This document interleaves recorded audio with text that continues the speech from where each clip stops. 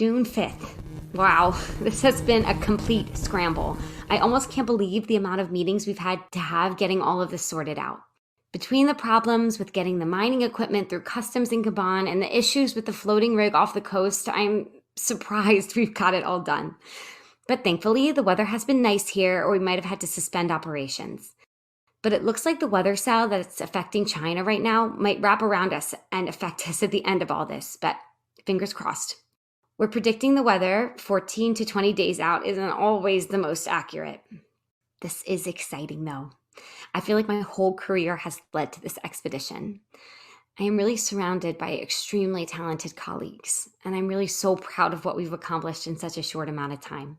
This just goes to show that a clean and efficient operations line can really make the difference in a time of stress. Well, wheels up tomorrow, and I need to get back to pack. End of audio log 4. Yo, what is going on, you guys? This is Brandon. And this is Blake. And we are your host here at the Sticky Buttons Podcast. It's a pretty chill video game podcast where we talk about the games we love. And I'm sorry for cutting you off there, Brandon. It's been a while, man. I was just about to say, it's been a while since we've done one of these. It feels like it. Yeah, it has been a minute. And honestly, that is like thanks to all you listeners for letting us do this every other week. It is really, we've really been enjoying our summer out here. And it has been a breath of fresh air. And we really appreciate that. Yeah, I just want to reiterate that it has been a hot boy summer. So. It has been a hot boy summer, man. Thank you, guys. Yeah, dude, it's been great, man. I personally just did some deadlifts, and then I went and hit up the paddleboard out in Michigan. So the world got to see my chest, and that's I was awesome, out there having man. a good time, man. That's good. You gotta put some work in. You gotta put some work in and get out there, breathe some fresh air in, get some vitamin D. It's really important. It is, man. I'm actually, dude, I don't know if you can tell, I got a little bit of scruff here going on my face. Yeah, I can see that, man. I can see that. You usually don't let it grow on. No, I don't. I've just been having so much fun out here. I haven't had time to shave it, but You've just been forgetting. You haven't been at work at all, have you? I did take a couple of days off. Me and my girlfriend, we went to a wedding out in Iowa, and which I guess real quick, shout out to Iowa City. I was surprised at the amount of stuff there was to do there. And we were going to leave Iowa City at like noon on Sunday. So the wedding was on Saturday. We were going to leave Iowa City at around noon on Sunday. And we were like, hey, you know what? Actually, if we stayed 3 more hours, we could get everything done we wanted to do. And we did. And it was a great time. That's amazing. You guys really got to like see the city. Mm-hmm. We really got to see it all. So I was like, if we stay 3 more hours, I'll feel like I'll never need to come back here. So it was a one and done kind of thing. But you got your closure and packed your bags and moved on to the next city. Yeah, it was actually, man, I haven't posted it on my IG yet, but me and Aaron, we took a beautiful picture when there was like a double rainbow out in Iowa. So that's a primo pic that we got out on Big Day. Man, you guys just stay getting the good flicks. We do, man. We get really lucky, and I gotta give a lot of that's out to her. She's got an eye for it, so she's got the photographer eye. Yeah, she's good, and that's a lot of pressure on me as the Instagram boyfriend. You know, sometimes I just can't get the good pics. You're just there like, oh, how do I get a good pic? I've been there. You just have to think a good photo. Yeah. Sometimes you just got to take a deep breath and just click the clicks. Yeah. But really quick, I did want to say on our posting every other week, by this time this episode comes out, it will be August, and our first YouTube video will be out, which will be the Pathless video that I am still working on. And hey, let me tell you, it's going to be a long one. I'm probably only going to talk for it's not completely done yet, but 8 to 10 minutes. And it's going to be like a 40-minute video. And hey, I've spent 5 hours working on this at this point, and I'm just kind of going to say, it's like a diminishing return on the investment. So sorry, folks. It's not the best first YouTube video, but I hope that you enjoy it. There's definitely something out there for you. And me and Brandon have actually been talking about this a little bit, and with us doing something every other week, you're actually going to be getting more from us. I know that it's not necessarily in the podcast medium, but normally you'd only get one episode from us per week, which would just be, I guess, like 4 episodes a month. And so that's going to be taken back to 2 episodes a month. But then Brandon and I are also going to be either streaming or uploading to YouTube. So that's the same amount of content. And then we're also doing a Patreon bonus only episode. So also, by the time this comes out, our first Patreon bonus episode will be out. And do you want to shout out what that's going to be, Brandon? The Patreon bonus, I actually don't remember what it was going to be. Well, I'm super excited about it. It's about Loki. Season 1. I thought you were referring to something else. Okay, the Loki bonus. Yeah, and Loki finished, right? Like, it's just this one season and that's it. It's over. Yeah, just the one season for now. Which have you at this point in time, have you finished the last episode? Not yet. Bro. You really should, because I actually, for the listeners out there, I sent him a YouTube video that was like theories on like the last episode of Loki. And then I was like, oh my God, dude, like I was talking to him and he hadn't seen it. And I was like, well, don't look at the YouTube video. It's got like spoilers in the title of the YouTube video. So yeah, I felt kind of bad, but I don't think he saw it. So because we came up with this idea like a while back and I was like, okay, I was already episode 3 into Loki, but I hadn't watched it too well. So I decided to rewatch it. And now I'm on episode 2, but I think I might just skip and go to see episode 6 because we're going to record soon. I mean, you got time. You got time, man. Definitely put the time in because it's insane, dude. The twists and turns in that. Yeah, I really wanted to understand it. It seems like there's so much going on with like the time variance authority and like the timeline and just the variance and Loki is just a tricky like guy. He's a tricky dude. I feel like the whole plot is a trick, honestly. Honestly, it really is, man. And hey, we should save it. We should save it for our Patreon bonus episode. So if you want to hear more about us talk about Loki, you can support us on Patreon. The link to that is going to be in the episode description and the other episode descriptions of the last couple episodes. And honestly, like you can just support us for as little as $1. I mean, if you can give that much, that would be a huge help to us. Yeah, we appreciate that greatly. And like we said, for checking it out. Yeah, at least, yeah, just give it a look. See if it's something for you.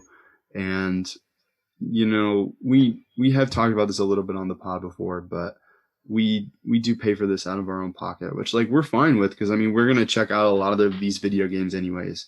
But then we kind of realize that we don't really have time to edit it. So when we would love to get it to the point where the Patreon can at least sustain the editing of the podcast, which is really what we love. So also on this, like I guess while we're taking care of business out here, please follow us on Instagram because we had a little bit of like it wasn't really like a tech issue, but we kind of had some issues getting this last podcast episode out. And if you were paying attention, it's the Sticky Buttons podcast first retcon because we changed our voice actress for our intros. So if you noticed that we were a little bit late, that's why. And I was going to post an update on our Instagram, but then I kind of realized that we've never really done that before. So if you want to follow us on Instagram at the Sticky Buns Pod, we're going to be posting updates. Like if we have any updates to post, we're going to be posting there from here on out. And when we're streaming, we're just going to, I mean, we don't know how much of a notice we'll be able to give, but please, like, that's where I think we're going to be posting those, like probably just some on our story, like, hey, we're going to stream, or Brandon or Blake's going to stream at whatever time. And maybe even the game so that we're going to be streaming. So that's kind of where we're at with that. So please follow us on Instagram so you can be up to date on that. And yeah, dude, I think I'm ready to get into some stuff, some podcast stuff, man. I'm ready to jump right into it, man. Let's do it. Let's do a deep dive right into Pokemon Go. That's our topic for the week, baby. Pokemon Go. Can I take a pit stop? Talk about something else really quick first. A quick one, Blake. Just a very quick one. It'll be quick. So in 2 episodes ago, we talked about LegoCon and how I was speculating that we'd get a video game announcement for Lego Star Wars. We did not, but you totally should check out LegoCon if you're into Lego, because they had some really cool stuff about like Lego stuff on there. I didn't even know this about LegoCon, man, or Legos, but did you know that they have like the guy that's been to the International Space Station, they had him assemble a Lego set in 0G, and there's like a video out there on YouTube. I did not know that, but I think that's a great science experiment because how did it work? Yeah, I don't know. I think that, I mean, like they basically saw like a clip of him. They like showed a clip of him like ripping the bag open and all the pieces go everywhere. And then him like kind of like looking at the camera like, oh, fuck, like I should have known that was going to happen. And he's like, in that moment, I knew I fucked up. But that was when really you say they go everywhere, like they like scatter like extremely, or like they're like, just yeah. there, like no, because he like vigorously rips them open, and you see it just like it expands like so much because he's in 0G, and there's nothing resisting those pieces from just flying everywhere. And it was pretty cool, like just to see, like I didn't see the whole video, but they basically like eventually like they showed like him completing it. And I don't remember his first name, but his last name is Kelly. And he's the guy that did like the whole year up in space. And I think I heard of him. He's the guy that has the twin, and they're both like astronauts. So they were like the perfect experiment for one of them to stay up in space for a whole year and come down. So that was pretty cool. Also, they made an announcement that they're making Lego bricks out of recycled bottles now, which is pretty cool. And they like you can't buy them. It's kind of just an update, like, hey, we have them, and they like functionally they work and stuff. And they still have like we finally found something that meets our like quality control of a recycled material for Legos. But they're like, but we don't know how to color them yet. So that was kind of like, they're like, we're really excited about this. And that's kind of like, was about it for that. But there's some also cool stuff.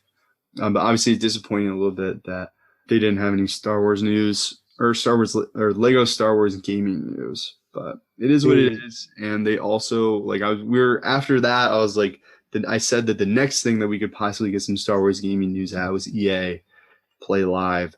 But they have specifically announced that there will be no Star Wars gaming news announced there. So I'm a little bit sad about that, because that means that we're not going to get anything Star Wars for at least another year. Oh man, that's a bummer. Which is kind of sad. But dude, that makes me so happy though to hear that they've figured out like a formula to make the bricks out of recycled bottles. Dude, yeah, that's really cool, man. That's great. That makes me really happy inside.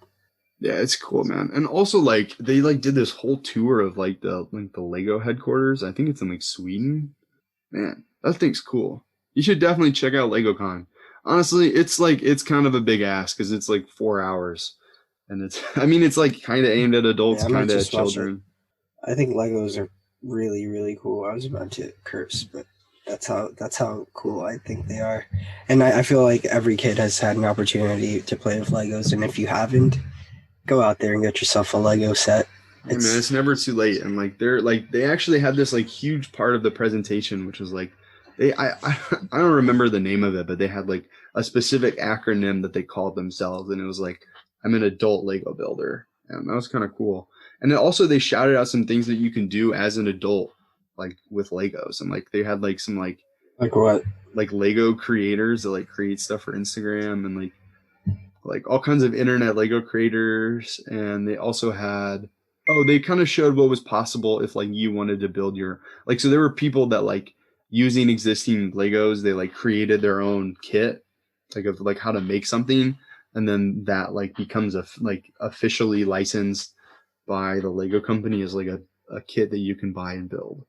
So like if you're like, they should make a Game Boy SP Lego set, like why don't they have that? Well, you can make that out of Legos and then submit it through this like thing, and maybe it'll become like an officially licensed Lego set. Does that make sense? Yeah. Looked a little lost there. I'm sorry. I got caught up in thinking about like how that would work. Yeah, so I think like the example that they used in the video is just like this dude created like a miniature piano out of Legos, and like if you press the button, like a pedal like works and it like hits like, I mean, there's no string for it to hit, but like it functionally works the same. And the year before that, there was like like somebody made a typewriter built out of Legos that like functionally works, and it like becomes like this official set that like, and like they like I think that if you do that, you work with Lego to like say, how do we like build this, like. And then there were also like they showed like people that were like official Lego builders, and like they like actually make like the Lego sets for a living, and like they kind of like give a glimpse into like their life, and it looked pretty cool, man. They looked like a pretty rad person. So I mean, for some people, like Legos are awesome, like that's the Lego. Yeah, Lego is like a really good hobby, and I can see why. I mean, it just seems so fun. Yeah, definitely. Do you ever freeform? I don't personally, but I mean like the people that were on like that they really heavily featured on that, they definitely do. So I used to have a bunch of Legos here, but I haven't really done it in a while. My parents, they still get me like every year they get me like an off-brand like $5 like Lego set that I can like build on my own. And I think the last one that I built was like this, like I actually have it up on my shelf right above me, but it's like this little like miniature figure of Kylo Ren. That's awesome. But yeah, man, that's about all I had on that. Yeah, dude, I think I'm ready to jump into Pokemon Go, dude. Yes. And I've been so excited to get on this episode. There's so much to cover here. Yeah, man. First off, shout out to Pokemon Go because they had their 5-year anniversary, this past couple of weeks, which is why we were like, oh my God, we have to do an episode on this. And like we personally, like we both kind of jumped into it a couple of weeks before that anniversary. And I mean, would you like to kind of explain like what your relationship was to Pokemon Go before all this? Like before we started playing for the podcast? Yeah. And we both kind of start off that way, kick it off that way, and because like I can tell like a little bit about my experience, and then you can kind of give yours, and then we can go from there. Okay. I think that's a great way to go about it. So I started playing Pokemon Go on launch day. I was really excited for it. I remember following the news before the launch, and man, it was even back then didn't have as many features as now, but it was still really fun. And I remember at first it was like a thing where it had just like penetrated the zeitgeist, and it seemed like everyone everywhere was playing Pokemon Go, and it was like this really fun thing, especially at school. I remember. Yeah, what grade were you when this happened? Well, I think Pokemon Go was really somewhere around 2016, I want to say. So I must have been like in 8th grade, maybe freshman year of high school. Yeah, I think I was a junior in high school when it came out. So yeah, it was a really, really good game, but I kind of just got disorganized with my accounts. So I lost one, and then I lost another account, and then I got banned on another account. You would tell me about that one, man. Dude, I got banned because I was just location hopping. Basically, I was saying I was somewhere when I wasn't to join in on events. So I would be at Central Park at a certain time to get in certain raids. And for those who don't know, raids are like you fight this like really strong Pokemon with a really high combat power. And combat power is just a rating like to show the strength of the Pokemon. And yeah, you team up with a bunch of people to take down this Pokemon, and then at the end you have an opportunity to catch it. And I was doing that in different places, getting all sorts of legendaries. And then I got banned. Pokemon Go eventually They caught up with you. It caught up with me, and I can use that account anymore, and that really threw me off the game for a while there. Until I bet, man. I mean, that's so much like time spent in something that just like to have to start over, man. Yeah, until Blake was like, "Hey, man, we should start playing Pokemon Go for the pod," and I was like, why not? Actually, man, I just wanted to start playing it, and I was like, nobody's playing this right now. I'm like, but I was like, I know Brandon will play it with me. Yeah, I'm a Pokemon head. Yeah, man. I actually, dude, this is like, since I picked it up, man, I've had just a blast, dude. I've had so much fun with it. It's really like, honestly, like, it has totally brought like Pokemon into like my daily life.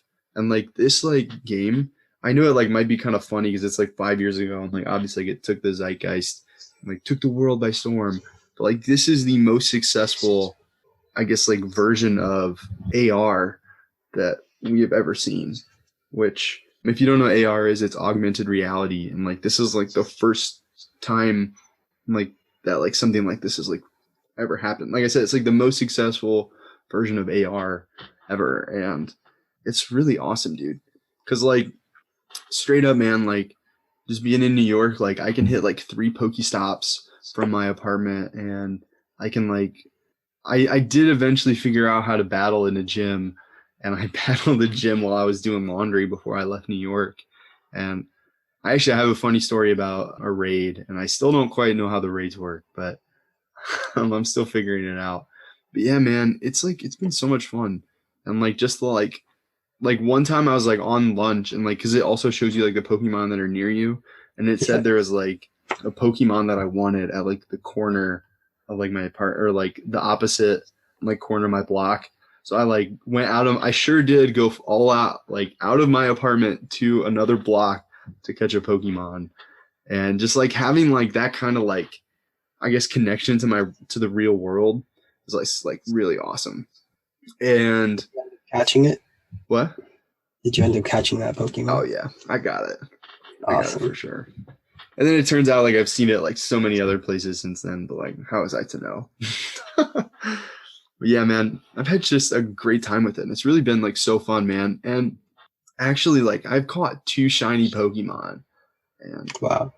I've that's kind of why I got it. Like I was like I'd like to see if I can catch a shiny Pokemon. Literally day one I caught one. So I was like, yes, this is a sign from the Pokemon legends themselves that I need to be playing Pokemon Go. Because I actually was able just to reactivate my old account, and I guess I'll go into that a little That's bit. awesome. So when I started playing Pokemon Go, like around the time it came out, like everybody, I was so excited for it, and it just sucked for me. Like there's nothing around me in Michigan where I am, and like there's no Pokestops that I can hit anywhere near my house. There's really no way to play it. I think there's like one single gym in my whole town, and like that sucks. It was terrible. I'm honestly like props to me for getting as far as I did, because I think I was on level 14 before I deleted it. And also my dad told me, he's like, hey, we burned through all of our data, our family data plan in 5 days because you're playing Pokemon Go. So I was like, oh, okay, thanks, Dad. So yeah, I had to delete the app there, but that's my biggest criticism of the game, man. If you don't live in a city, it's just not fun. Like there's really nothing to do if you're in a rural environment.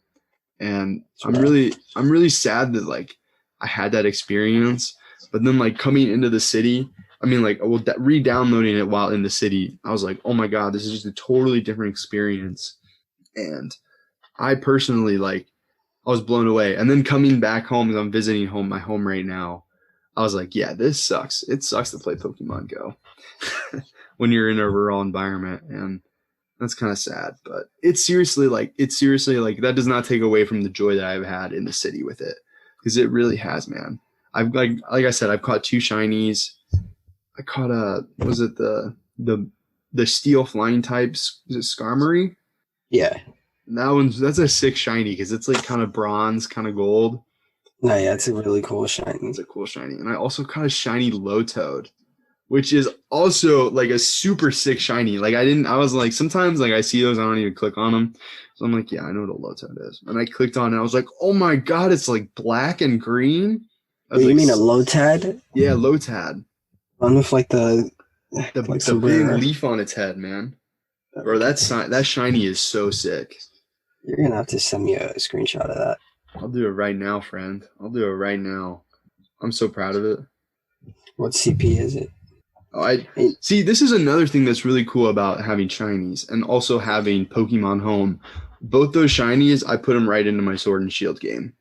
So I took them out of the Pokemon Go app because I was like, I don't really battle. I mean, like I'm starting to get into the battling in Pokemon Go, but that's not really why I'm there. Like I'm just there to have a good time, have like a chill time, catch some Pokemon, have like a daily routine, and which I'm sure is really different from how you play, and also how Naomi plays, because I'm friends with Naomi on Pokemon Go, and Yeah. man, so like I said, I started playing this. I was level 14.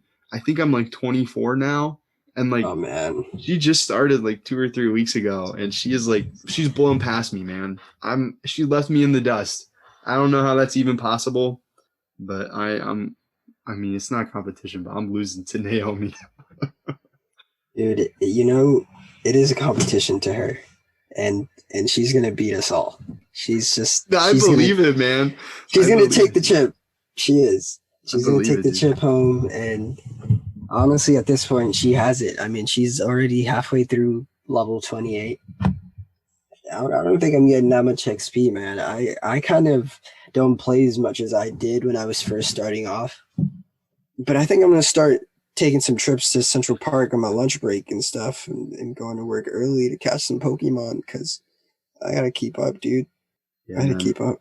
I might have to send that to you later. I can't find it, but yeah, dude, the Lotad is super sick, man. And I actually also, man, really quick on this, I did catch I caught a shiny Bidoof. What's so shitty about that, Blake, is Uh. I also caught a shiny Bidoof.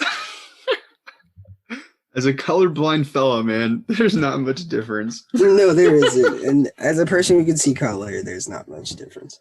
Also, really quick, it is like honestly like playing Pokemon Go. They like do a ton of events, and it has been so fun, man.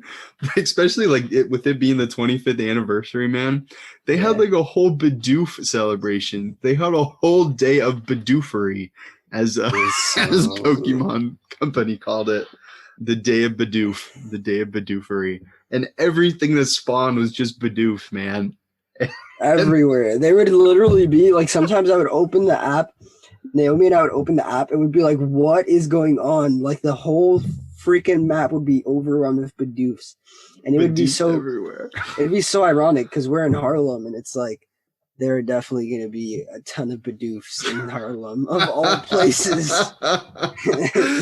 Bro, for real, man. And honestly, dude, we were texting like the whole day when it was Bidoof Day, and they actually like they really did promote it. Like I follow them on Instagram, and the Pokemon Company was really they made a whole slew of just Bidoof only posts. And I bet you they were loving it. They were probably dying at Pokemon International Company.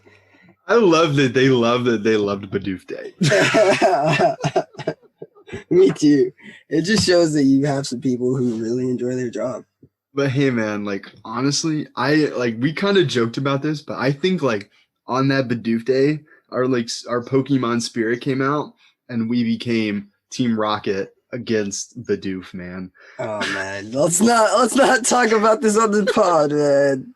Hey, I just want to say that both our characters are now rocking the Team Rocket outfit, and I'm leaning into it, man. Man, that's perverted. I'm gonna do it, man. Dude, to save the world from devastation. Oh, no. This is what we have to do for Halloween. We gotta dress up in Team Rocket suits. Bro, I would honestly, man, I would do it. I'd be down. I'd be down to have a little Team Rocket get up. Naomi would be down too. I know she would. I'm gonna tell her about it. We should, dude. I'm about it. And also, man, like you have like on the app, you have like little customer characterizations, and it's really cool just to have that. Because like that was at the time when, I mean, I don't think they'd ever done those, like the character customization outfits. I don't think they'd ever really done that in a Pokemon game. I mean, like they kind of have that in Sword and Shield, and I'm right now, like honestly, like I said, man, Pokemon Go really like brought me like full on back into the Pokemon universe.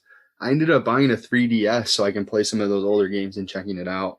So I really got to thank Pokemon Go for that. But yeah, like with the character customizations, they just like, I don't think they've really had anything like before Sword and Shield. I don't think they've had anything as good at the character customizations. And like, I really do like, I mean, I'm really rocking a Team Rocket get up, and I have like this ridiculous Magikarp hat on, which I don't know if you've seen that. Brandon's making a weird face at me. Our Team Rocket get-ups are just so silly. I have these glasses that like You do, man. They look like it's like. Isn't there a gym leader that wears those? I think there might be. It looks like two like reverse arrows pointing outwards. Yeah. Yeah. Man, we're really having so much fun with this. And like also like there's so many like little things that you can do that are just like it's Yeah. like everyday things that are like fun. Like I send on a daily basis, like I send Brandon and Naomi gifts on the app. And you can add like little stickers too. And me and Brandon are loving the Badoo stickers, man. Yeah. I'm burning through them, man. I only got a couple left. But every time I get a Mudkip sticker, I always try and send that to you, man. Do you have any Gibbles by any chance? I do have some Gibbles. Can you do me a favor and appraise them really quickly? Tell me if you have Praise them. any 3-star Gibbles. Well, you can appraise your Pokemon and it'll kind of tell you their stats. Oh, actually, dude, So here's the bad thing about Pokemon Go. This is actually a great example. They had a like a community day where they had like a bunch of Gibbles spawn, and I got a ton of Gibbles. And basically, I turned one of my Gibbles into a Gabite, and I want to turn him into a Garchomp. How many candies does it take? And it takes 100, and I have 32 Oh, that's right not now. that bad. I have 95 because I have a Gibble as my buddy. So if you trade You're me close, man. If you trade me a bunch of Gibbles, I think I could be able to do it. Well, that's the thing, man. With Pokemon Go, I actually they have a set limit on how many Pokemon you can have in your storage. Every time, like if you transfer it, you do get a candy. Do you get more candies if you trade them between trainers? Yeah, you do get candies, and actually CP changes. Did you know that since our friendship level is pretty high, if we were to trade Pokemon, the CP would actually increase, and the Pokemon would become stronger. So if I gave you a Pokemon, it would become stronger just because of the simple fact we traded. Wow, man, that's like so many things like that like they don't really tell you, but like it's cool to have that. And honestly, man, I think that's kind of where they get you with Pokemon Go. Like, have you spent any money on this account? Yes, I have. Yeah, me too, man. I've spent about $25. One day I spent like $5 or I spent $5 on Pokeballs, and that was when I was out in Delaware. And Delaware is not as rural as Michigan, so like I was able to have like a better time catching Pokemon there, but like there really was only like one Pokestop I could go to, and I had to like actually leave the house to do that. Yeah. And so like I just needed some Pokeballs. But when I was back in New York, I upgraded my bag storage, which allows you to have more items, and I upgraded my Pokemon storage as well. So that kind of like allows you to have more things. So that's kind of how they get you. Like, and honestly, I would say if you're like on the fence or anything like that, like just spend the money, because it really just makes it so much more enjoyable to have like more Pokemon storage and more bag storage. Because like you're not gonna be stressing about it. But I mean, that's how they get money from the players. I have some thoughts on this that I kind of wanted to go into. Do you mind if we take a little not like a tangent, but like just a little side, I guess a little detour. We're just going to take the exit ramp from podcasting to a little bit of Blake's financial corner on Pokemon Go. Do you mind? I don't mind. Dude, really quick, man. I just want to talk about the financials of Pokemon Go really quick, because they had their most profitable year this year. And I think that's really interesting because the number of users has gone down. So when the year that it started was 2016, and I actually have some stats that I was able to find. And in 2016, they had 232 million users, which, I mean, that's a lot. Like that people were really playing this in 2016. And I think a lot of people really wanted to check it out. And that's very evident by 2017. There were only 65 million users. And in 2018, they had a really big comeback. They have actually about twice as many people that were playing in 2018 than they were in 2017. So that went from 232 million to 65 million users in 2017 to in 2018 they had 147 million users. 2019 they had 153 million users, and in 2020 they had 166 million users. God. So I'm definitely somebody that joined it in 2016, and then joined it in 2020. And I've really been singing its praise, man. Like, it's seriously so much fun. I mean, it really is, dude. And I kind of looked into it because I had some like really big criticisms about it coming into this, and then I kind of like learned more about their revenue and how it's structured. So their revenues in 2016 were 0.83 billion, and then in 2017 it went down to 0.5 billion. So that's half of it. That went from like 830 million to about 580 million. And then it's really gone up from there. And it was back into the 0.8 of a billion in 2018, 0.89 in 2019. And in 2020, they had 1.23 billion this year in revenue, or this past year in revenues. And I'm really hoping that it goes down. So, I mean, this is something that I guess maybe I'll provide an update on later. But one of the reasons is that I really wanted to talk about this is because there's two reasons. One is from the users. I mean, obviously, like, this is the best year that they've had since launch. And one of the reasons for that is in my opinion, one of the reasons for that is they changed a bunch of the accessibility issues, or not issues, that because of COVID, they like tweaked their settings so that more people could play remotely, and you didn't have to like be as close to things to like, you didn't have to be as close to Pokestops to spin it, and more Pokemon would spawn around you, and an item in the game called a lure, which lures Pokemon to your location, that would amplify its effects to where you'd get more Pokemon where you are, which is really cool that they were able to change those accessibility options for people because of COVID. And they've kind of rolled back some of those, and they are kind of rolling back those options for people. So I guess I'd be interested to see what the revenue looks like after that, because I do think that spike really is because of the accessibility. I mean, obviously there was like a little bit of a spike in users, but the spike in users is really not that different from the last couple years. And the big change in revenue, I think, was because it was more accessible for people to where people were. Well, I mean, yeah. So like people that normally wouldn't be able to play it were now able to play Pokemon Go because of those accessibility options, which it's awesome that they have that. And it's kind of sad that they're rolling that back, because there's a lot of things that we do in Pokemon Go that, like, I mean, obviously, like, we take for granted as young, able-bodied people. So I'm kind of sad about that, and that's kind of sad. But I actually, when I looked into it, the revenue is almost non-existent from people. Like, they don't really make their revenue from individuals like you and me, which I thought was kind of interesting.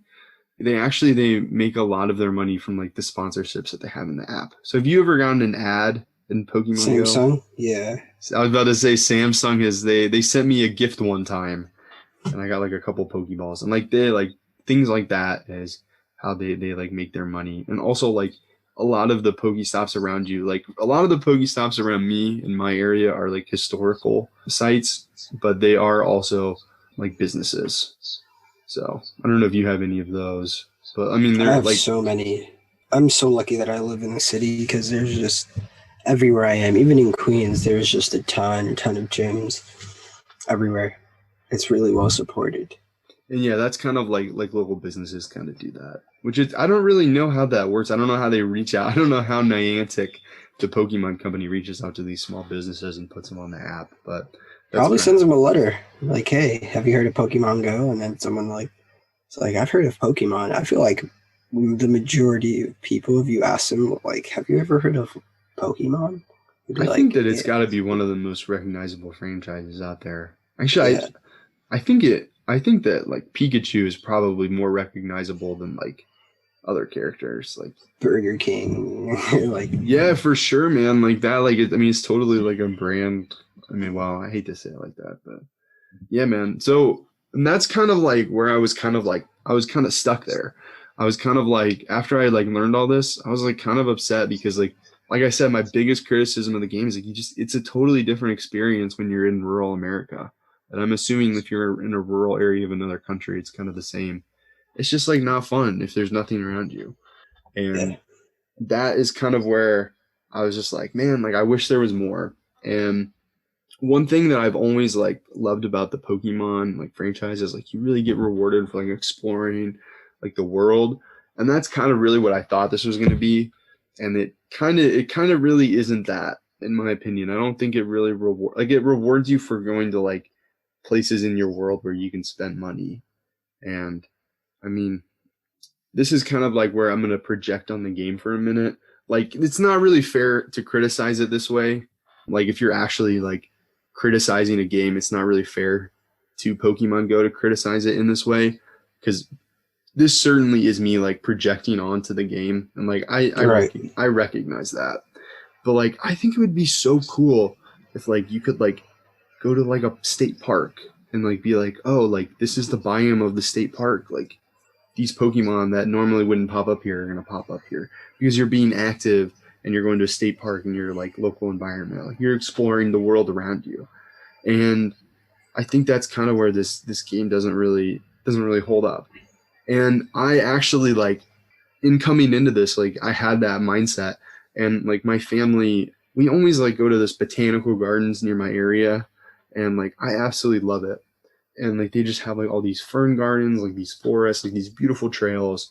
And I went there and I was like, oh my God, there's like so many Pokemon here. Like there's just like so much. And they had like 3-4 gyms, like a bunch of Pokestops at like different places around Fernwood, which is what this place is called. It's called Fernwood Botanical Gardens. And I was like, oh my gosh, like this is amazing. Like this is what I envisioned in my head. Like I love that. And then I was like, oh shit, this is a private botanical gardens. Like that's like, it's a business. And that's why that's there. I'm like, it's kind of sad that like you can't have that experience at like a state park that is actually financially accessible. And like, for example, like I live or my parents, they own a lake house, and I really wish that there was a way that like I could go out on a lake and see a Gyarados, man. Like they kind of actually have that in the trailer, and instead you just have to catch like 500 Magikarp, and the Magikarp don't even spawn near me. And I find that so frustrating, man. Like I wish that you got rewarded for being in different biomes and like different natural habitats and environments. Which like, yeah, like look, like we're both active outdoors people, and like that is very much us or at least me, at least I'm projecting that onto this game. And I guess that's not really a fair criticism based on the game. But like I think that that's where this game goes from something good, and it prevents it from stopping it, or it prevents it from becoming great. Because like, just imagine this, Brandon, for a second. Like you literally do research, like you do like research objectives inside the app for Pokemon. What if, for example, you could actually do like research projects or research in your area? Like what if you went to a state park and it's like, hey, like this is an invasive species, like this is what we're looking for. And if you see like this invasive species of a plant, take a picture of it and send it to the people that work at this state park. And if that like is actually like correctly identified, like maybe you get like XP or something. Like that is like what the future of AR is, you know? Yeah. And like that's also like kind of what our world needs, like, or at least like in that aspect of like, I don't really know how to say it. It's like not crowdfunding, but it's like it's like this is a better way to say it, like community run research, where it's like there's a lot of things that like need to be done in your area, and like if you want to get involved, like there are a lot of places in your area that probably need your help, that you can volunteer at. But like just imagine if you could do that through the Pokemon app, or the Pokemon Go app. Like, you know what I mean? Like how cool would that be? And you know, I think that like that like it's really not a stretch for me to come to that conclusion that like this could help in that, but it's, you know, it's being stopped because of the system that we're in, which, you know, is a capitalist society. And like it really goes to show that like Pokemon Go, like the good stops and the good gyms, like they're at businesses and they're not at like natural places around you that are really cool.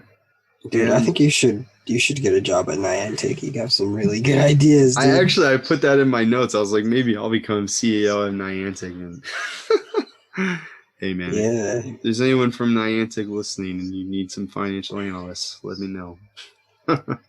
But so yeah, that's just like I just wanted to take like a pit stop, talk about that for a second, and like we can move on and talk about some more of the fun aspects of Pokemon Go. But I don't know, I just wanted to share that because I thought it was interesting. And you know, both me and Brandon kind of come from like a little bit of a different background when it comes to like capitalism, because like one of the things that they talk about at Patagonia, which is where we met, is like they kind of have this saying where it's like planet above profits. And it's like, yeah, like we are selling things at the store, but like they're sustainably made and they actually are like good products that last a long time. And it's kind of like we are in a capitalistic society and you have to make profits in order to do good. And I think that a lot of the times that gets like the profits come before the company and like the good that you can do. And I think it kind of like can skew potential. So Yeah. that was just me kind of projecting on the Pokemon Go a little bit. But dude, seriously, I've been having so much fun with it. And I actually, man, do you want to say anything more on it before we move on? Actually, let me ask you this. This is a better way because I straight up I don't understand the raids, man. I've never successfully beaten a raid, and I've like tried to get into them. Like I've used like a remote raid pass to try and get into something, and then I like had my team of 6 Pokemon that have like 2,000 combat power. I just couldn't make it happen, man. Are you supposed to have like more people? Yeah, the more people, the better. Damn, I'm gonna have to visit you out in Queens, and we're gonna have to run some raids because you'll have to show me the ropes, man. Because I'm struggling in that aspect. Yeah, And man, also, go ahead. I'd be glad to run some raids with you, man. Raids are one of the best ways to get your hands on some like really sick Pokemon. I'm about it, dude. I'm about it. And also, like, I don't understand how. Like, I kind of understand how the gyms work. Like, I definitely went and like beat a gym. Like, I like took out the Pokemon that were there like 2 or 3 times, but then I couldn't figure out how to leave Pokemon there. You're supposed to leave Pokemon there, aren't you? Yeah. If you beat the gym, you cleared it out, you're supposed to leave a Pokemon. You just leave one Pokemon? Yeah, just one. Okay. I don't really know how that works, man. Also in my area there's like three clans, I guess. What clan are you? What color? I'm blue. I'm yellow, man. Gang. Yeah, and I'm the yellow shirt, and that's so fitting. Yeah, man, I love yellow. But yeah, dude. I think that like at the time, like when I read the descriptions, I was like, oh, yellow's the one for me, man. I don't remember what it is. Would you know what they're called? What the 3 classes are, like the 3 clans are in Pokemon Go? So that Team was Valor, Team Mystic, and teams. So I'm Team Instinct, and you're Team Mystic, and red is Team Valor. So yellow is so just to reiterate, yellow is Team Instinct, blue is Team Mystic, and red is Team Valor. And they actually, I didn't notice at the time, but they each have like a legendary Pokemon as their, like, I guess their logo. And Instinct is Zapdos, Mystic is Articuno, and Valor is the Moltres. Yeah. Yes, sir. Okay, so it says Team Valor relies on strength in battle. Valor members believe that Pokemon are stronger and more warm-hearted than humans, and are interested in and are interested in enhancing their natural power. Team Mystic, which is Brandon, relies on analyzing every situation. Mystic's members believe that Pokemon have immeasurable wisdom and are interested in learning more about why Pokemon experience evolution. Naomi's also Mystic. Naomi is? Yeah, when we will like team up on gyms, which is really helpful for like getting my Pokemon to win battles. Fill up gyms. Team Instinct relies on trainers' instincts. Instinct members believe that Pokemon have intelligent intuition and are interested in learning more about the connection of the egg hatching process. Well, I don't know. In retrospect, I don't know which one I'd join, but I'm glad I am where I am, man. And honestly, dude, I think that's really fitting because like I love like the eggs. Like I love eggs and like like video games. Like I love that there's Easter eggs. I love that there's eggs in Pokemon. I just vibe with the whole egg thing, man. I think eggs are like so cool. And also, if you ever wanted to know which came first, the chicken or the egg, it was the egg, baby. It was the egg. No way. And they actually like they proved this, man, because like if you look at the evolutionary lines of every animal that had eggs, there were like I don't know, like a couple like branches of evolutionary like lines that used eggs before chickens were even chickens. So, boom, the egg came before the So chicken. you're telling me that there was an egg before there was a chicken and just randomly appeared? No, it didn't randomly appear. It was like it evolved into a chicken. Like it was something else, and then the egg mutated and it became a chicken. And then it bred and continued into the chicken line. You can look it up. It's actually like if you Google chicken or the egg, which came first, like it'll show you a graph of the evolutionary It's a line. whole thing. The whole thing, man. It was the egg. Also, dude, I just love when video games have eggs in them. So I don't know. Maybe that's like a weird thing, but I'm into it. I That's mean, fitting. eggs are associated with life, and I think we're being creatures that, filled with life. We're obsessed with it. Eggs are cool. Also, really quick, one of the weirdest egg things that I've ever seen in like any kind of medium. While we're on the topic of eggs, there's like that new Tarzan live action movie. Dude, straight up like he like has like his butler bring him some eggs in the beginning, and he just like takes a spoon, taps like very elegantly like taps the top of it off, the top of the egg off, just knocks it back like a shot, man. The guy's an animal. I don't know what Tarzan was doing out there in the jungle, but eating raw My eggs, grandpa man. used to do that. Really? Yeah, he would just crack raw eggs and drink them like that. Damn. I mean, I can't really judge him because I put raw eggs in my cocktails sometimes. Sometimes it's fitting, Sometimes you just need that protein and that you creaminess. just need that teen. Honestly, you should add eggs to your cocktails because they make obviously you should wash the egg first. That's how you do it sanitarily. Like the E. coli does not come from the inside of the egg, it comes from the outside of the egg and it being contaminated when it goes through the chicken's cloacula. I don't know, it's the thing where the egg comes out of. Also, my dog just barked and that was Custard. So I got two dogs, Carbon and Custard. So that was Custard that you might have heard. He has a little feature. Custard? He got a little feature, yeah. It's my sister's dog. Custard. We call him Turd sometimes. Oh no, why? Because he just drops turds everywhere? When he's being a turd, we just call him Custard, but without the cuss. He's a cutie. He has a cute name. I was gonna say something else on the eggs and cocktails, man. Oh yeah, it's just like it like adds like a creaminess to it, and like it adds like a froth too. So like if you've ever seen like a cocktail that has like it looks like it has like a kind of like how they have like the foam on the mochas. That's like from eggs, and you can actually there's like a couple other products that you can do it. Like if you're vegan, like just use like the vegan egg mix, like the just eggs or like anything like that. And you can add that to cocktails. Like honestly, that might be a better option if you're worried about E. coli. But just use like a vegan egg option. It does the same thing. And I've had it at bars with both the egg and the vegan option, and it's no different. So I feel like I really root for eggs in cocktails. I'm a big supporter of lavender in cocktails. So let's put some more lavender and eggs in some cocktails, people. Lavender and eggs in some cocktails. I can get behind lavender as well in my cocktail. It's good, man. I really gotta take you out, man. I'm really excited to where we can go out into the city. Yeah, man, I'm legal now. Legal, folks. We can catch some drinks and catch some Pokemon. Oh yeah, we're gonna have to go somewhere in Times Square. Some good mons out there. Are they real? Are there more Pokemon out there in like Midtown?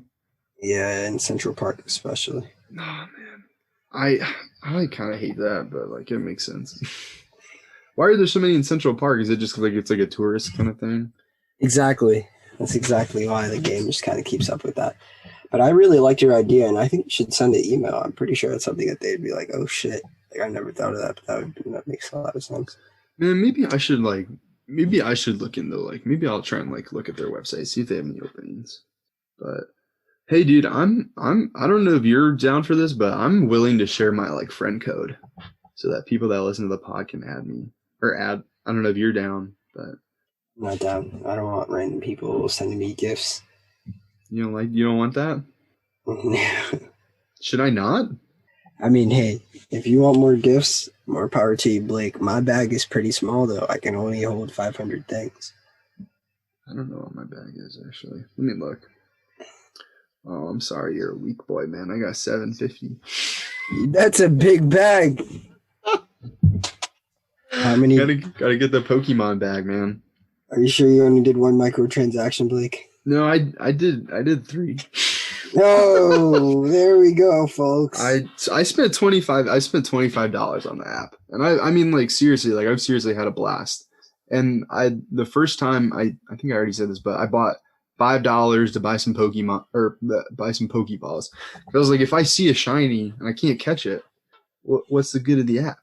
So, and then I was just like, man, like I'm not a broke boy. Like I should just upgrade my bag and my Pokemon. So, weak. but yeah, I really need to clean out my Pokemon because I have too many right now. I'm about maxed out. I actually this weekend I really have some that I can clean out, and I was just like lazy and I just upgraded my bag this week or my Pokemon thing. But anyways, yeah, I'm gonna hey, if you want to add me, this is my friend code, or this is my referral code. Okay, this is how you share the referral code, right? Yeah. Or is there actually a friend code? There's a friend code that works better, I feel like. Yeah, let me do that. Okay, I got my yeah, this is my trainer code. I'll share my trainer code with you guys if you guys want to add me. Like that's fine. If not, that's fine too. But you should really play Pokemon Go because it's like so much fun. I mean, especially like we have a lot of listeners out there in New York. And if you're living out in New York, like that is the place to do it for sure. But my trainer code, if you want to add me, is 234065873534. And I am BLLLLAKEE.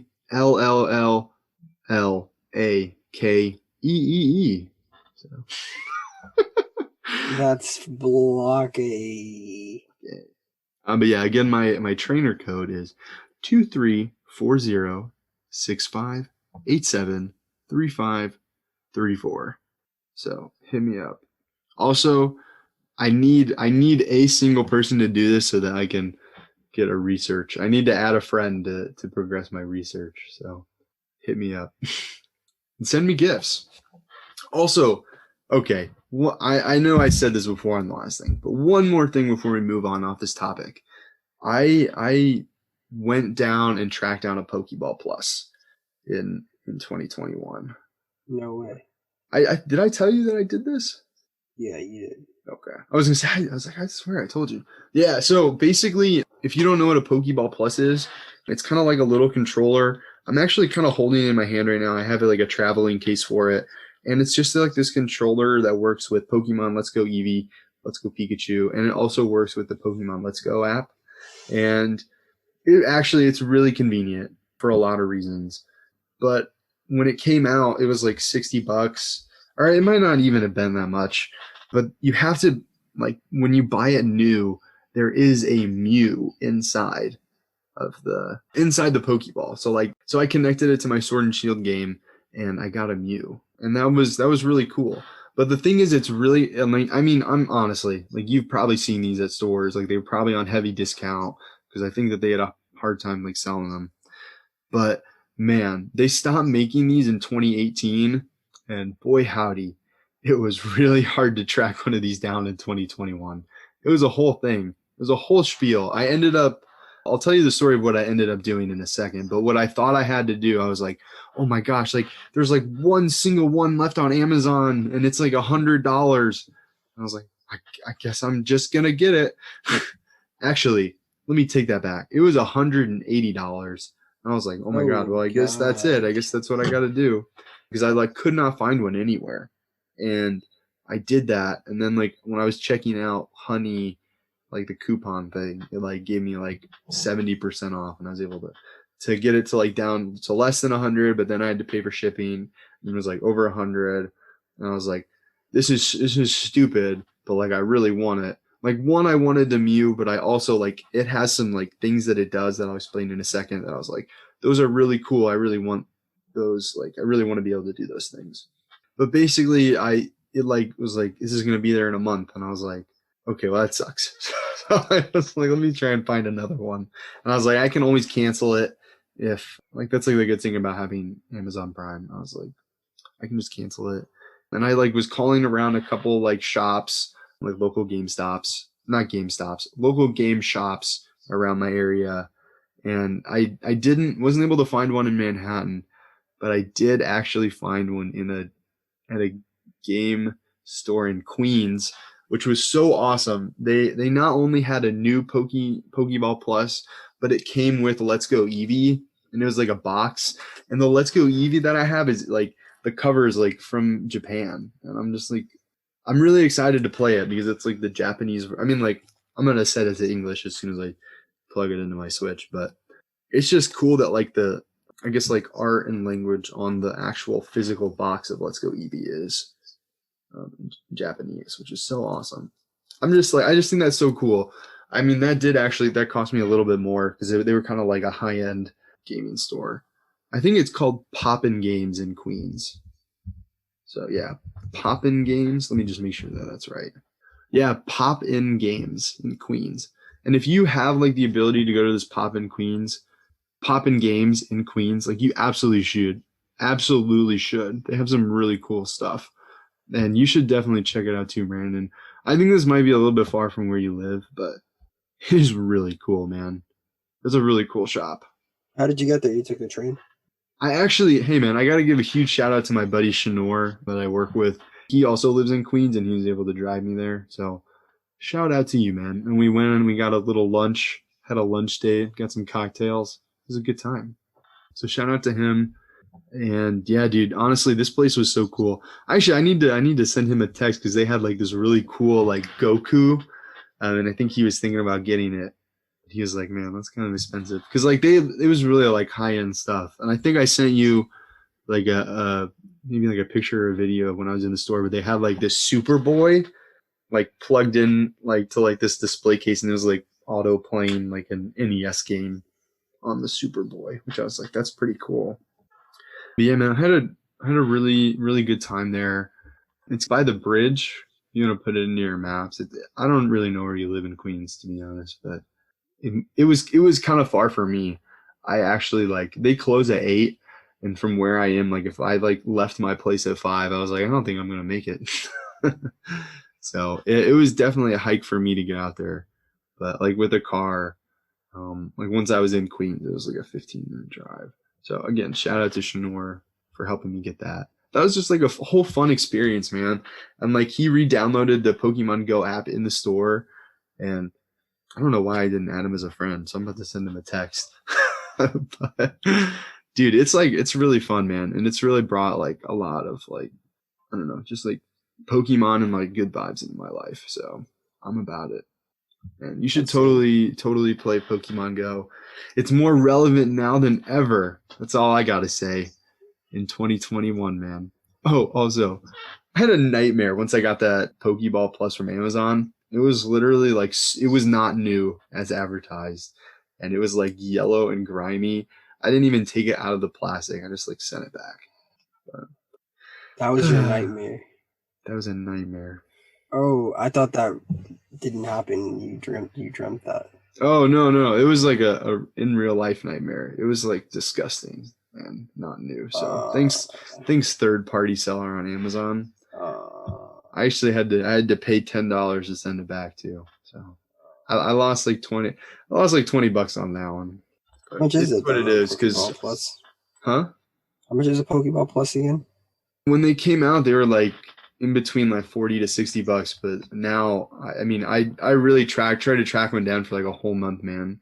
Poppin' Games was really the only place I could find one, and it like came with Let's Go Eevee too, and it was like 140, like a combo. Because I mean, like it's also like it's like the cool box, and it's like in Japanese, so it's like a little bit of a novelty. But yeah, it's expensive to get one now. Oh, but I didn't even talk about what it really does. So my bad on that. What it does, it's really cool. So like when I'm in the, like, let's say that I'm just like, I actually like was testing this out when I was playing some zombies. I was just like playing some zombies and I had like it all set up, and like it flashes if there's like a Pokemon by you that you don't have, it flashes yellow, and you just like tap the top and it like throws a Pokeball, and it'll do like 3 flashes, and if it catches it, it like does like a vibration and like does like a rainbow. It has like a rainbow flashing light. And if you like, let's say you can't catch a Pokemon, it gives you like a flash of red. But it also like, this is actually what I bought it for. So like if I'm at work, I just like, I'll like set up my Pokeball Plus before I'm working. And if it like flashes green for a Pokemon, I just ignore it. Because you don't have like a good catch rate when that happens. Like when you like just hit the button to do it, like it's not really a good catch rate. But it flashes blue whenever the Pokestop is available. So like I said, I can hit 3 Pokestops from my apartment. So like before my trip out here, I had like 200 plus Pokeballs, because I just like one day I was like sitting there. Like one day I was like, I mean, sometimes I would do it while I'm like playing video games, and I'll just like, as soon as I see the Pokestop flash, I just like hit it one time and then it gets all the items for me. Or like, if I'm working, it can literally like be setting on my desk, and if it like, once it flashes blue, I can just tap the button and it collects the stuff for me, and like it doesn't even really distract me. And like I do that for a couple hours and you're golden. And I guess that there's a way to just, you don't even have to hit the button, you can just like, it just auto does it for you, but you have to have a Pokemon inside of it, and you can't, I don't think you can transfer a Pokemon to it from the app. I think you have to do that from Let's Go Pikachu and Let's Go Eevee, which I have not started that game yet. So it makes it really, really easy to get items, basically. So that, I mean, that was kind of an expensive way to do that. But because I used to have the watch. I used to have the Pokemon Go wristwatch or whatever. Do you know what product I'm referring to? yeah, it's like it's basically, it's kind of like a Fitbit kind of, but it like doesn't have a screen, and it just kind of looks like a teardrop, and then it has like the Pokeball on it. It's kind of like Yeah. Yeah, and it was really helpful because it would save a ton of like just energy from having to sit there and like actually throw balls at a Pokemon. It would just so how did that work, man? Anywhere I went, it would just catch Pokemon for me, and it would also Oh. hit Pokestops. No way. So basically it does the same thing then. Yeah. Yeah, that's cool. Yeah, I think that there's a way that this Pokeball Plus can do it auto. I haven't tested it out yet, but I mean, there's no Pokestops around me to hit anyways right now, so. Anyways, but yeah, dude, I mean, that's about all I have on Pokemon Go. I mean, you might hear more from us at a later date on this, because like I said, we've really been playing this so much, and we're just so excited to share this with y'all. But do you have anything else you want to say before we move on to what's next? No, I think I'm good. All right, man. I really only have one last thing before we end it up here. But I just want to talk about Ghost of Tsushima really quick. Okay. So me and Brandon have talked about this off the pod, but so as you know, I have a PlayStation 5 now, and I haven't really talked about it since I basically said I got one. I've got a couple games, and I'm away from my box right now, so I can't really play any. But Ghost of Tsushima, man, I got it. I got a couple of games. I have a couple like first party PlayStation games that I was really excited about checking out, and I was like, I gotta check these out, man. And Ghost of Tsushima really stuck with me. And oh my gosh, dude, I'm having so much fun with it. Like, obviously, I haven't played it in a hot minute, but dude, oh my gosh, man, it is so crazy. So if you don't know what Ghost of Tsushima is, basically, like, you're a samurai and you like run around futile Japan trying to save the island from the invading Mongols. And dude, it's just like everything that I've ever wanted in like a samurai game or like a fighting game or like, just, I don't know, dude. It's just like perfect, dude. I don't know. Well, perfect's I don't know. That's that's kind of strong, but I'm just having like so much fun with it. Like you can totally like customize your armor, like, and it's like really meaningful when you do customize your armor, because it's like really hard to get the resources to like actually customize your armor.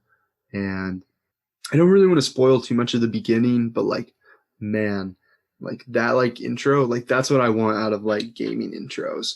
Like, cause like I said, like last episode, like I was just feeling burnt out after starting all these games, and like this one, it just throws you right into it, and you get to do it, and then like it takes a step back, and it's like, hey, this is how you do all these other things, and then you're right back into it, and like the world opens up, and I thought that was a great way to do it because it gave you like a little bit of a taste of what's to come. So it's like, all right, like when I get through this 20 minutes of chores, I'm like, all right, like let me add it. Let me add it. I'm so ready to get back to what I was doing. And like the combat is so cool. You can like parry swords. And it's kind of like the Souls-like mechanics that I experienced for the first time playing Jedi Fallen Order. And man, I'm doing it this time as a samurai, baby. And it's just so fun. Dude, I gotta tell you something. I know you told me that I shouldn't have bought Ghost of Tsushima, but man, I was coming home earlier today and I stopped by GameStar. And you guys know GameStar, you guys know that's my spot. Mm-hmm. And I asked, I was like, hey, you guys have a copy? Well, first I asked, you guys have a PS5? And they were like, yeah, we do. And the guy rings it up for me. No And shit. They had a PS5? it was $1,098. Oh, I was the like, fuck? No, thank you, man. I was like, no, thank you. But I was also like, do you guys have Ghost of Tsushima by any chance? And he was like, let me see. It doesn't look like we have any out here, but let me check in the back. And they had like 2 copies left. Oh And shit! How much did you pay for it? I paid $48.99. That's good, man. Because I was about to say like we've been talking about this for a while. I feel like I've been really hyping up this game to Brandon off the pod, and I've been like, dude, just wait because like you can get a director's cut. They're releasing a director's cut. Like just wait a little bit. But that's in like a full ass month, and I mean you can still upgrade it from what you have. Like I think you can just pay like a little bit extra. Yeah, you And I can. mean with buying the game used like that, you'll probably be able to get everything, and it'll be about the same. So. Dude, I just couldn't wait to get my hands on it. I've just heard so much about Ghost of Tsushima, and I think if I can find some time after this right now, I'm probably gonna Bro, go you play some. should start it because like I said, man, it is like it's been I mean, honestly, like when you first get into a game, like sometimes it's not the most enjoyable. But like I really like that intro. Like you should honestly, dude. Oh, also, this is like there's a couple settings that you're gonna be confronted with when you start Ghost of Tsushima.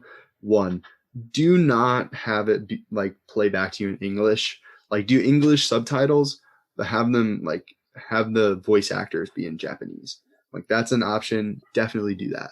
They have like an option that's like Kurosawa films, and it basically just makes it like black and white. Don't do that, man, because this world is beautiful.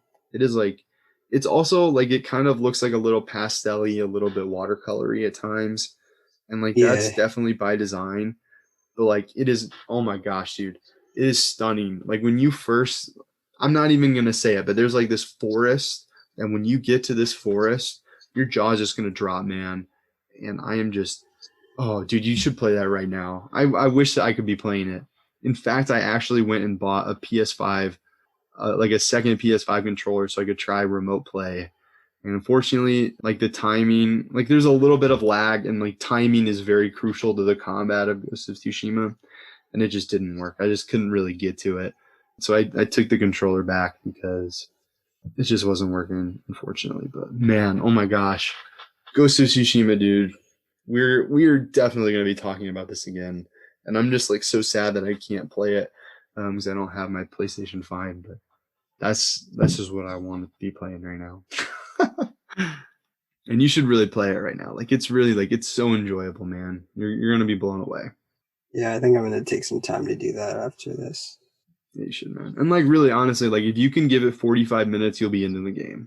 Like it's I mean like you could honestly I think you can set it down after 20 minutes. But like really like because sometimes it can be a chore to start these new games, but like this one is absolutely not, man, and you really should. It's very like rich in the story too, like right off the bat. And oh god, I just can't wait to talk more about it, man. Did you have anything else, man? Let's see. Playing a lot of UFC still. That's 2K. awesome, man. I bought a new DualShock remote, a Mm. red one, the red one that just came out. For some reason, I think they just came out with that colorway. I saw it on StockX, and that's why GameStar had it. Yeah, I bet they did, man. It's a really nice red. Yeah, That's I about got it. the PS5 controller that I got that I took back was also red. And that was cool because it had like the lights on it were different colors.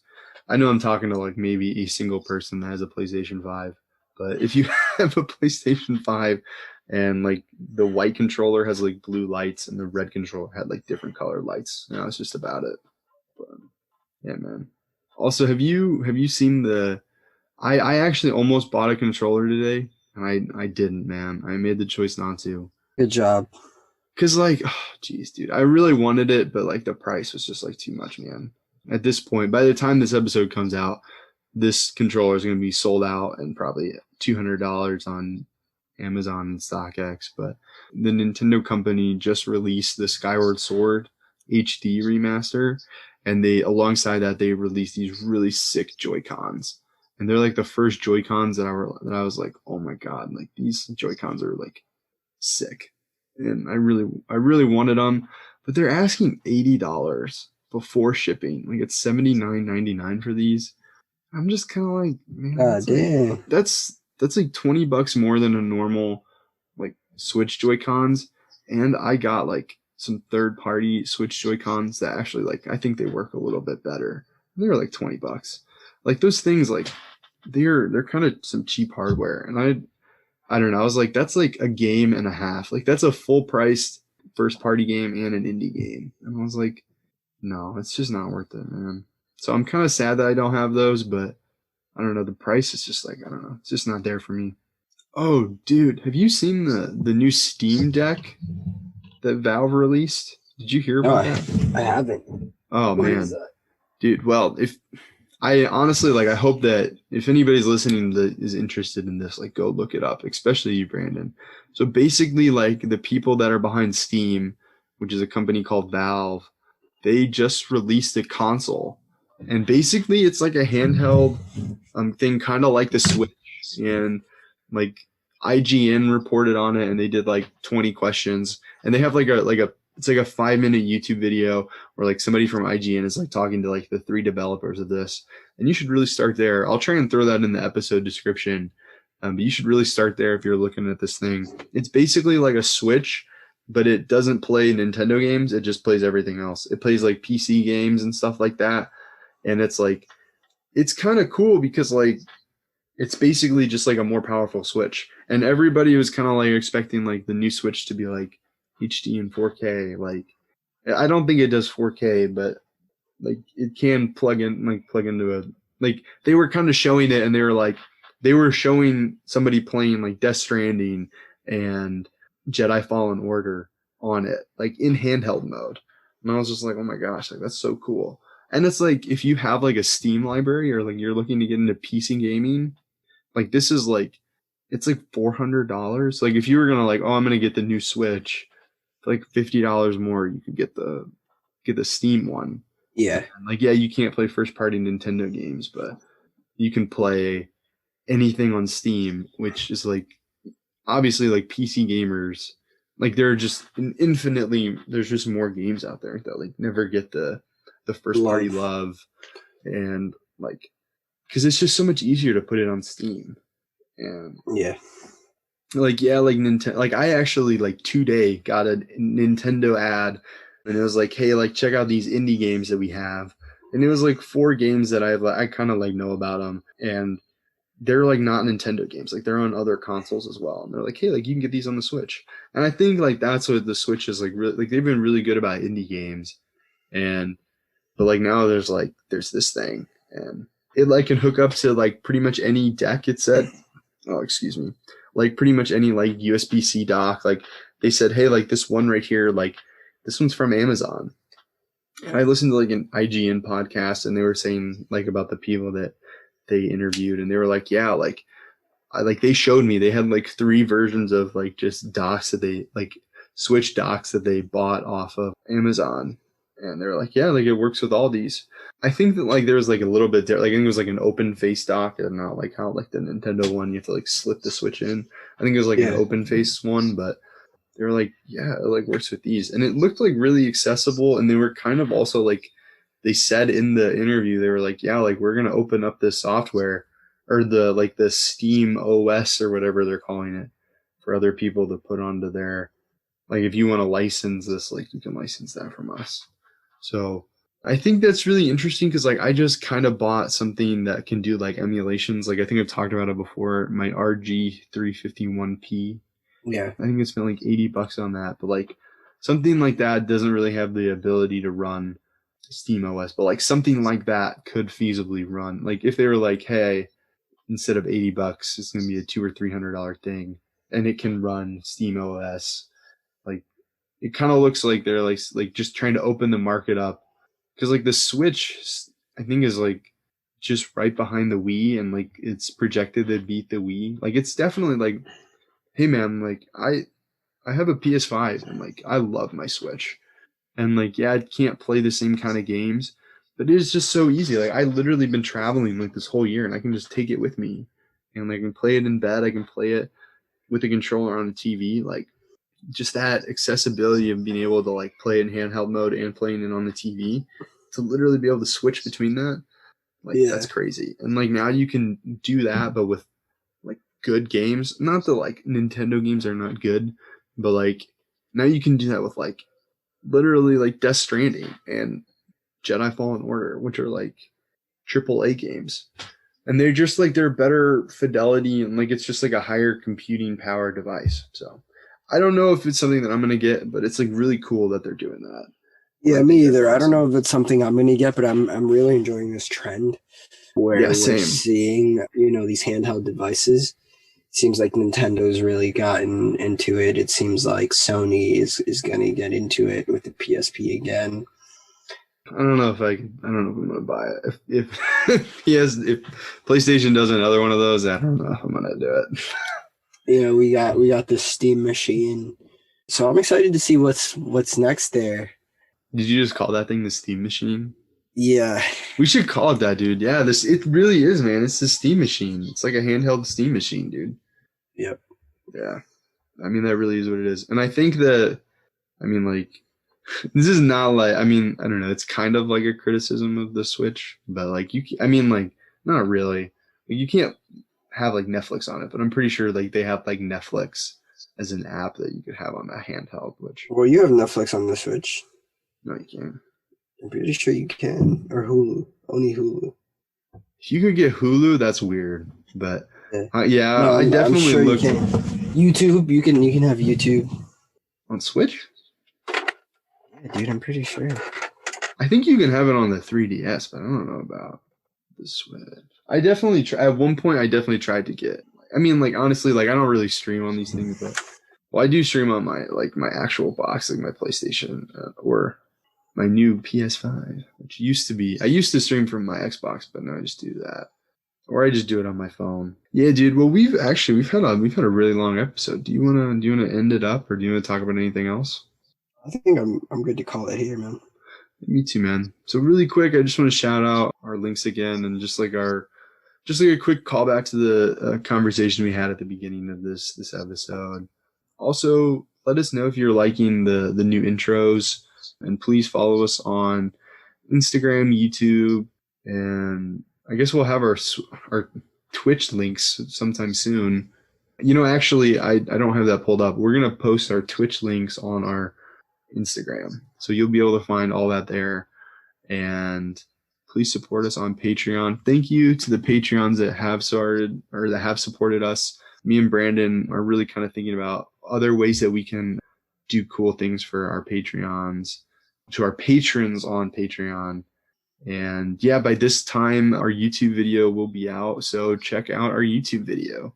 It will be me talking about the game Pathless for a little bit, and then you can just watch the gameplay that I'm not going to cut out of the video. We'll see if I can figure out a way to speed it up, because I had it where I could. Anyway, we're just going to stop talking about it. Check it out. Whatever it'll be, and we will make better YouTube videos after this one. But I still think it's worth checking out, and it should be enjoyable for you. Shout out to all those. And that's about it, party people. That's about it for me. Have a great one. Seriously, go out there and have some fun. It's hot guy summer, but it can be hot girl summer too. There's room for both of us in the hot summerness. Under the sun. The sun. All right, dude. Well, it's been great talking to you, man. I really enjoyed this. Yeah, man. We gotta call it. Peace All in the right. streets.